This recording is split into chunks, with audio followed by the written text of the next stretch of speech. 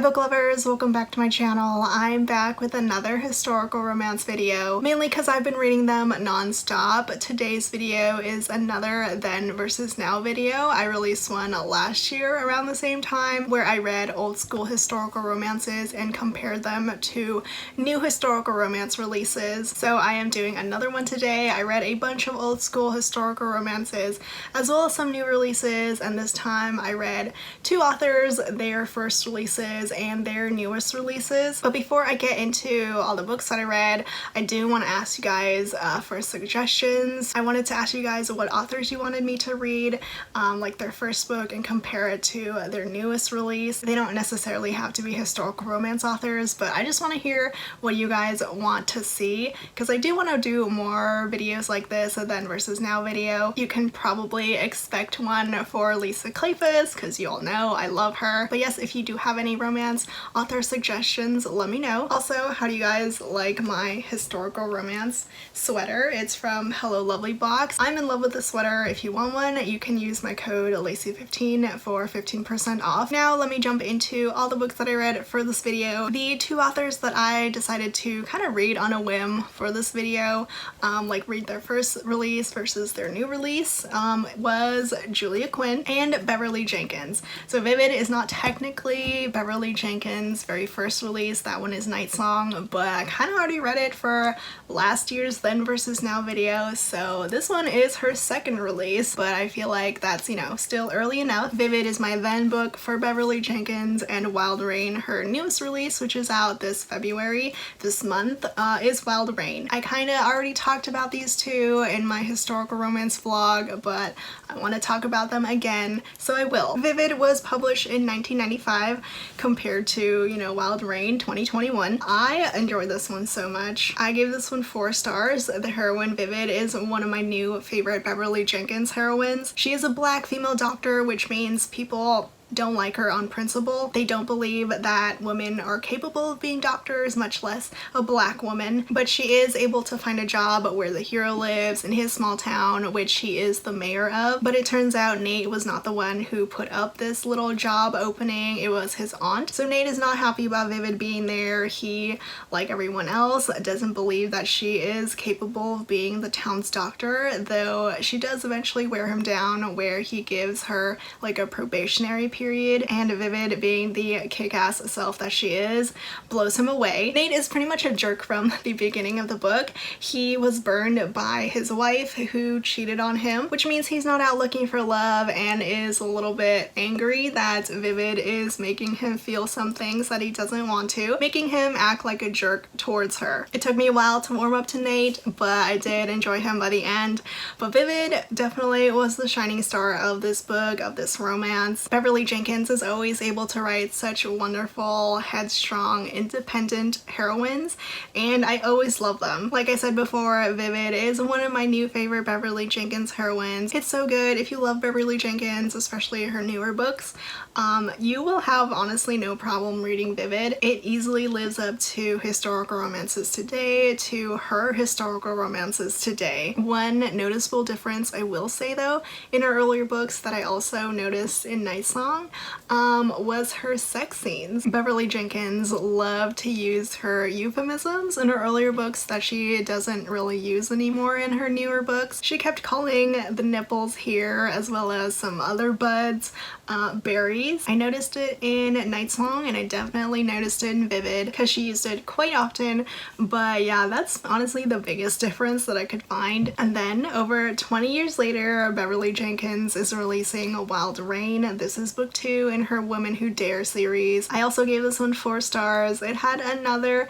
great heroine. I loved Spring, and kind of like Vivid, Spring, the heroine, was the star of this romance. She's actually the sister of Colton, who was the hero in Tempest, part of the Old West series. I had been really curious about her character since she was introduced in that book, so I am so glad Beverly Jenkins decided to give her a story and a romance. Her romance is with a reporter named Garrett. She actually saves his life during a snowstorm because he gets lost and stuck. Garrett is there to interview Spring's brother, and instead he gets captivated by Spring herself. Spring is a tough heroine. She's had to be since she was kicked out at 18 and left to fend for herself. She went through some tough things at 18 that's hardened her and led her to become the woman that she is today. She's now a rancher, a lone rancher. She just takes care of her ranch and her horses. She has like an affinity with horses. Of all the Western romances that I read from Beverly Jenkins, Wild Rain definitely had the most Western feel,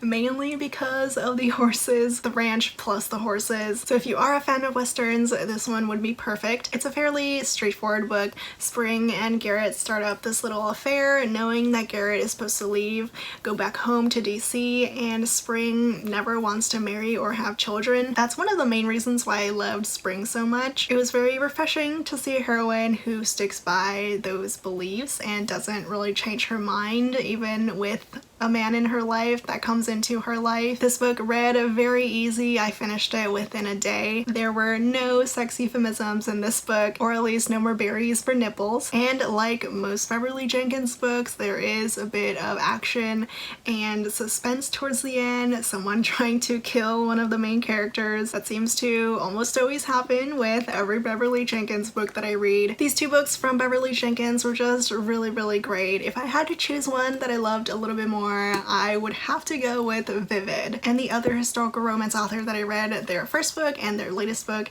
is Julia Quinn. I read Splendid, which was her debut, and her newest release, First Comes Scandal, which came out in 2020. Splendid, like Vivid, released in 1995, so over 25 years ago. Splendid I sadly did not love all that much. It's definitely not Julia Quinn's best. I gave this one 3 stars. It was okay. It wasn't really anything special to me. Nothing stood out about it, even though I did really love the beginning. It starts off with the American heiress heroine mistakenly seen as a servant. The hero thinks she's a servant. She ends up saving the Duke hero's nephew, and that's how they first meet. She's dressed in some servant clothes, which is why Alex thought she was a servant. They do connect from the moment that they meet, and Alex definitely wants her, but him believing that she's a servant and him being a duke, he doesn't really see a way that they could ever be together. Emma, for some reason, doesn't tell him the truth about her being an American heiress, but eventually he does find out. It doesn't really take him that long to find out the truth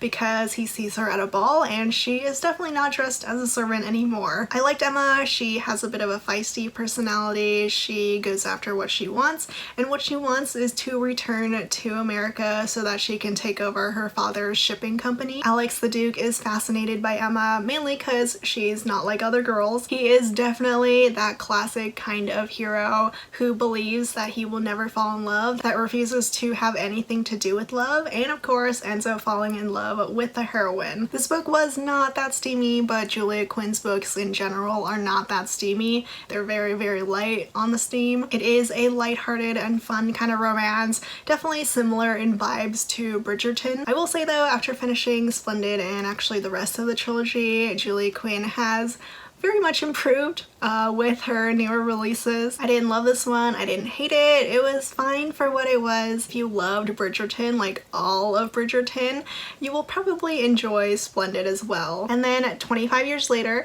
Julia Quinn released First Comes Scandal, which is book 4 in the Rokesby series, and the Rokesbys is actually like a prequel to the Bridgerton series. We do actually get to see baby Anthony and Benedict here. Well, they're not babies, but young children. This one I surprisingly really enjoyed. I gave it 4 stars. It was just so adorable and fun, and it hit the spot better than Splendid did for me. This is actually the first book that I read in the Rokesby series. Kind of read them out of order because my library, there are so many holds on the Bridgerton titled Rokesby's books, because I guess people think they're part of the Bridgerton series, which means that First Comes Scandal had the least amount of holds. So like I said, this one I gave 4 stars. It was just the perfect lighthearted read that I was very into. It's a marriage of convenience, friends to lovers. I will say though, not much happens in this book, so if you're easily bored, this book is not for you. Georgie, the heroine, is a Bridgerton. She kind of had her reputation ruined when she was abducted by this guy who wanted to marry her for her dowry. So now she is forced to marry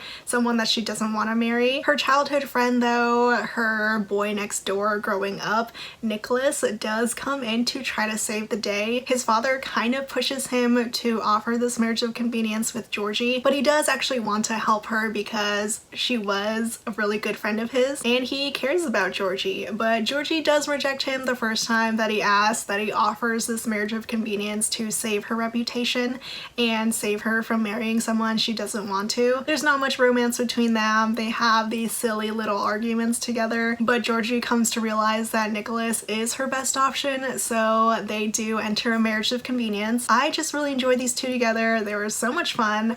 I was kind of giggling while I was reading this one, especially with Georgie's cats. She has a couple cats that are hilarious. I really like that Nicholas is studying to be a doctor and Georgie kind of follows along with him. She kind of sneaks into his classes or like listens at the door to what the professor is saying, but unfortunately at the time she can't really study to be a doctor herself. Also, I really like that Nicholas is a virgin hero. I see very few virgin heroes in romances, let alone historical romances, so that was definitely very refreshing to read. It was just a light and fluffy read. Georgie and Nicholas have a very slow burn friends to lovers romance. It's nothing really too exciting, so I can totally understand why people don't love this book, but for me it just really worked. And I also really did love to see a younger Anthony and Benedict. They are so cute together and they get into this little argument, this little squabble, and I think their mother Violet was here as well. So I definitely preferred the newer release to the older one between these two books. I will say I have been reading more Julia Quinn books and my favorite ones from her are more towards the middle of her backlist, but if you ask me which cover is my favorite between these two, no competition. Old School is so much better. This one is a picnic cover and I just love it so much. I don't really know what happened with the Photoshop in First Come Scandal, but a lot of people did not like this cover. Some other old school historical romances that I read: Whitney My Love by Judith McNaught. This one was my very first Judith McNaught book and I loved it so much. I give it 5 stars. It was fantastic. I went into this knowing there were some problematic scenes, so I was really curious to read them side by side with the new edition because I have the original and the updated one with the revised controversial scenes. If anyone is curious and they have the original, the first controversial scene is in chapter 11. The second one, and probably the biggest one, is chapter 24. And then with the updated one, Judith McNaught added a couple more chapters past chapter 36, which is where the original ends. I love this book. I loved Whitney. I love Clayton. Whitney is your unique Spitfire heroine. She does what she wants, which means she doesn't really act like a proper lady. She does all these wild stunts that scandalizes everyone, especially her father, because she wants to impress her childhood crush Paul. She's been in love with Paul since forever, but she's forced away by her father to live with her aunt and uncle in Paris, and that's where she truly blooms and shines and grows up. I was surprised that you don't meet the hero until you get further into the book. It takes a couple chapters before you're introduced to the Duke of Claymore, and honestly I was so confused. I was wondering when he was going to show up because we had all these suitors for Whitney who were falling in love with her, asking for her hand in marriage, and I was just wondering what was going on. But then Clayton does finally show up at this ball. Whitney and Clayton have this really fun conversation together and you can feel the tension between them and you can definitely feel how intense Clayton is about Whitney. This historical romance is kind of an arranged marriage kind of romance. Clayton bribes Whitney's father to force her to marry him. So Clayton is not exactly the best guy, but what he wants he gets. He is very much a duke who goes after what he wants, and what he wants is Whitney. He goes through this whole scheme about pretending to be someone else, pretending not to be a duke. He moves in kind of next door to Whitney, trying to make her fall in love with him before the truth comes out that she has to marry him through a contract. I just love these two together. They are so much fun. They have such a great banter together. Everyone else seems to want to tame Whitney, but Clayton just wants her to be free and be herself. He loves her for herself, and I love that. He finds so much happiness and delight in her. It was so great to read. With the controversial scenes, honestly, when I read them, they were not that bad to me. I read old school romances that were definitely worse than this one with the whole dubious consent part, but here I just did not see it as bad as I thought it was gonna be. I would hesitate to call it rape, Clayton, because of a misunderstanding. There's a lot of dumb misunderstanding stuff that I can totally see would turn off some people, but for some reason I just didn't really mind them. But because of a misunderstanding, Clayton believes that Whitney is not a virgin, but she is. So he takes her the first time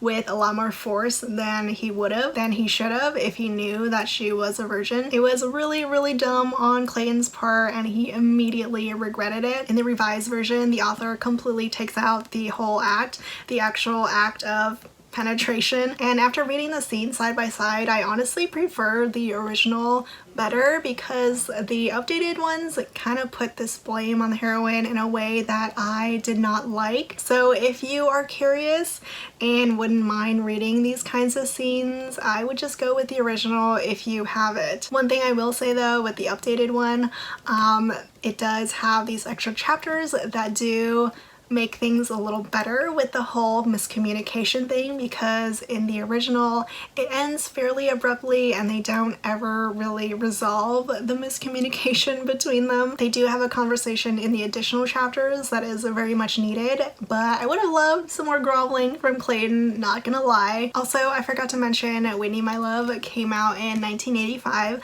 so quite a while ago, but if you do read the updated version, it reads totally fine today. Like if you love your alpha heroes, your possessive alpha heroes, you will love this book. I did read A Kingdom of Dreams after Whitney, My Love. If you watch my historical romance vlog, I talked about it there, but I loved Whitney, My Love more. It was so good, and right now I just cannot wait to read more from Judith McNaught. The other old school historical romance that I read with some fantastic old school vibes was Devil's Bride by Stephanie Lawrence. This one I also loved. I gave it 5 stars. Clearly I really love old school historical romances. This was published in 1998 and this is what the back cover looks like.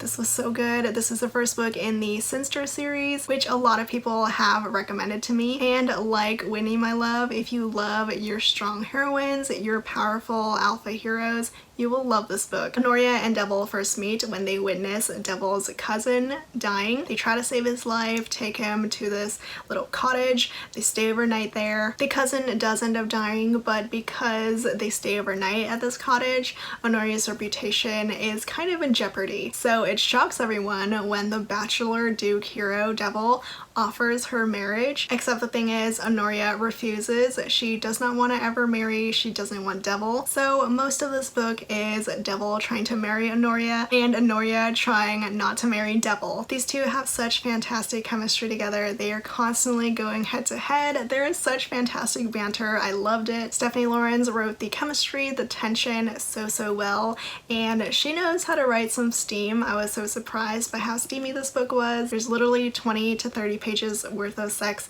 in this book, like straight up. It's technically 2 sex scenes, but they do run into each other. There's a whole mystery element with someone trying to kill Devil that is a little bit too obvious to the reader. Stephanie Lawrence's writing is very interesting. It's very descriptive. She loves using semicolons. I just loved it. I had so much fun reading it. I can see why a lot of people love Devil's Bride. I love the Sinsters. Also, all the guys in this family have a nickname, like Devil is a nickname, which I can't say that I really love, but still, it was a great book. I'm so happy that I finally read it, and I am definitely gonna be continuing on with this series. Okay, change of scenery for my last 2 authors, my 2 modern day authors, or my other 2 modern day authors. I read Elizabeth Hoyt and Eva Leigh.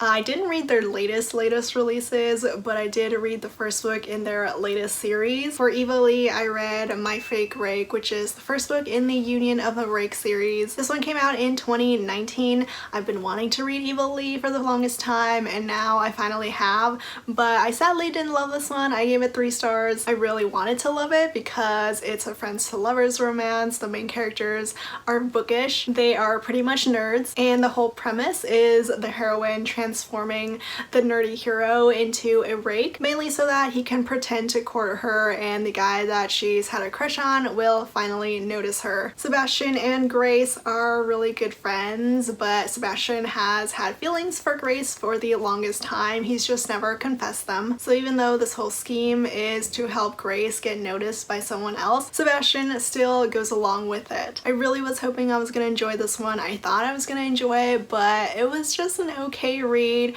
I was a bit frustrated with them just not communicating with each other. I was just really frustrated with the pining. There was too much pining here and some miscommunication as well. They just kept getting into situations where they couldn't confess their feelings, or they kept thinking that the other person wouldn't return their feelings. So I sadly didn't enjoy this one as much as I wanted to. Grace and Sebastian were cute, but I didn't fall in love with their characters, and also the audio was not that great. If you're planning on reading this book, just get the paperback or ebook, because the narrator did not differentiate between the main characters' voices. So sometimes I honestly could not tell if it was the hero or heroine talking. They sounded exactly the same. So this one sadly didn't work for me. And the last author that I want to talk about, the last modern day author that I read, was Elizabeth Hoyt. And this one is the first book in her Great Court series, Not the Duke's Darling. I'm a big fan of Elizabeth Hoyt. Her Maiden Lane series is great. People haven't really been loving this new series of hers, but I enjoyed this one a lot. I gave it 4 stars. It is a pretty thick book and there is a lot going on. The whole romance, the secret society that the heroine is a part of,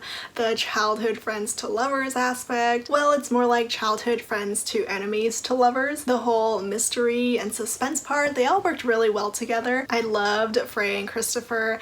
They had such a fiery romance. It's fairly slow burn, I would say. It is slow paced, but it works perfectly for them because Freya does see Christopher as her greatest enemy and pretty much the cause of all the tragedy that her family went through. She loved him and then she hated him, and now they are forced to be together again. Christopher is a widowed duke. He is a very damaged hero. He actually has an emotional support dog in this book. I actually got a comment a while ago on one of my historical romance videos that Elizabeth Hoyt has a whole thing for dogs in historical romance, and I love that. Freya wants revenge against Christopher, and all Christopher wants is Freya. There's lots of intrigue, lots of mystery with Freya's whole mission for her secret society. The suspense part kind of does take over the romance a little bit, but I personally didn't mind it. I was thoroughly hooked onto it. It was all so entertaining, and the romance itself was great. Even though at times the intrigue did take over a little bit, I was still loving Christopher and Freya. The romance was hot. I love their history together. It was great. I mean, I always enjoy Elizabeth Hoyt's writing, her storytelling, and now I am very invested in the series. If you love your historical romances